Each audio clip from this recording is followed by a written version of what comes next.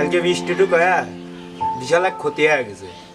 এমনি এবার নাই পিজির দাম, মানুষ এখন কোনে যাবি, পিএস উঠতে পারতেছে না আমাদের। তারপরেও ওইদিক রাস্তার কাজ চলতেছে, মানুষজনের বিয়ে জানাও ঝামেলা। কি কব, বৃষ্টিটা হয়ে বিরাট বড় ক্ষতি হয়ে গেছে আসলে রে। আরে বৃষ্টিটুকু হওয়াতে আমারও খুব মনটা খারাপ। মানুষের যে পরিমাণ ক্ষতি হইলেও দেখলাম আবার সকালবেলা ভিডিওতে পেঁয়াজ তুলতেছে, হাঁটু পানির ভিতর টানতেছে, তাপালে খুব দুঃখজনক বিষয়। তা তোর দিয়ে মনে হচ্ছে কোনো টেনশন মেনশন কিছুই নাই রে, তোরে তো পেঁয়াজ লাগাইছিলি। এখন কি আর করার ক, আল্লাহ পাক না করে তা তো ভালোর জন্যই করে। বৃষ্টিতে আসলেই মানছি একটু ক্ষতি হয়েছে। আমার বাপ তো পিস লাগাইছিল, যদি একটু ডুবেছে, তারপর আমার কাছে একটু খারাপ লাগছে, আবার ভালো লাগতেছে। কি তোর কাছে ভালোই লাগতেছে? মানে মানুষ চিন্তায় মূল্য পিএস বাড়ি আনবি কেম্মা, এমনি পিজের দাম নাই, আবার তোর কাছে ভালো লাগতেছে।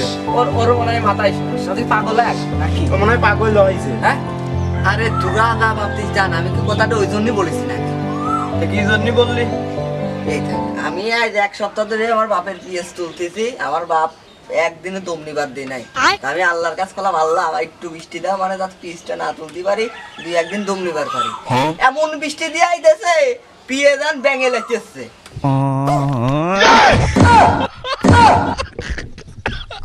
তার মানে ওর জন্য এই বৃষ্টিটা হয়েছে। ঠিকই করছিস।